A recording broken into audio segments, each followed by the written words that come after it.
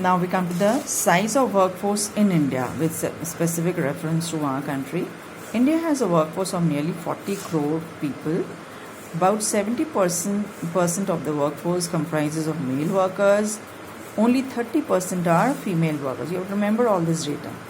Nearly 70% of the workforce is found in rural areas. Urban workforce is only 30%. Female workforce, if we talk about in terms of the male and the female workforce in rural areas is nearly 41.8%, while it is only 35.31% in the urban areas. It means more women are working in the rural areas as compared to the urban areas. Then let us see on the basis of this, a few questions are there. Why is the bulk of our workforce rural based? So we have seen 70% of them are in the rural areas. This is simply because bulk of the jobs are in the rural areas. So does it mean that our GDP is derived from the rural economy?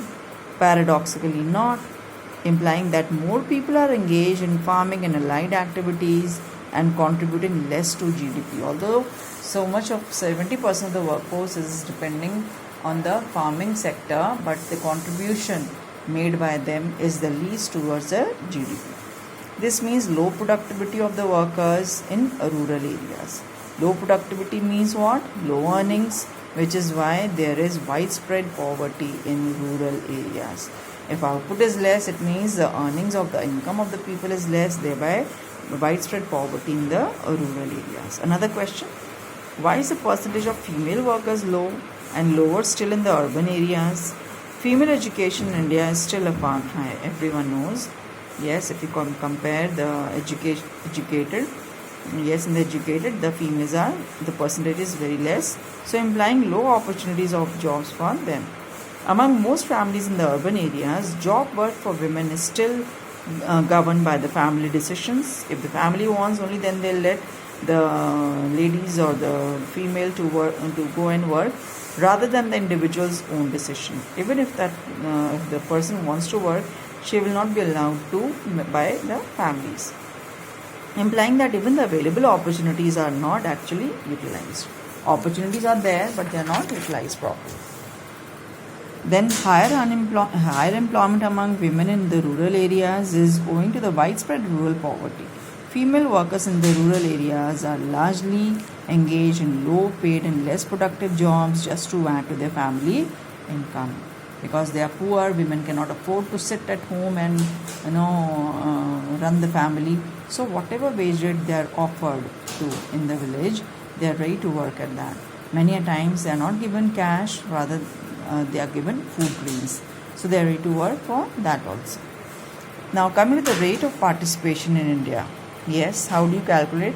It is a rate of participation is what? It is a workforce upon the total population into 100. So it refers to participation of people in productive activities and is measured as a ratio of workforce to total population of the country. A few important information they have given. The data you have to learn. Rate of participation for urban areas is about 33.9%. It was as per 1718. Rate of participation for rural areas was 35%. In urban areas, rate of participation is 53% for men, 14.2 for women. In rural areas, rate of participation is 51.7 for men, 17.5 for women. Overall rate of participation in the country is around 34.7%. It means only the 34.7% of the population is contributing towards the GDP of the country. So the following observations we make from whatever we have done so far. High dependency ratio. It means overall rate of participation in the country is not very high. It is only 34.7, around 35%, implying not many people are engaged in productive activities. So it points high dependency ratio in the country. It means around 65% of the population is depending on this 35%. High rate of participation but low level of productivity in the rural areas. Rate of participation is very high. Yes, you will see that more people are working in the rural areas than in the urban areas. Yes, implying that larger percentage of population is engaged in productive activity in the rural areas. But the contribution towards GDP by them is very low. Then high rate of participation for women in the rural areas, we already have discussed. In rural areas, poverty compels women to avoid education and seek employment.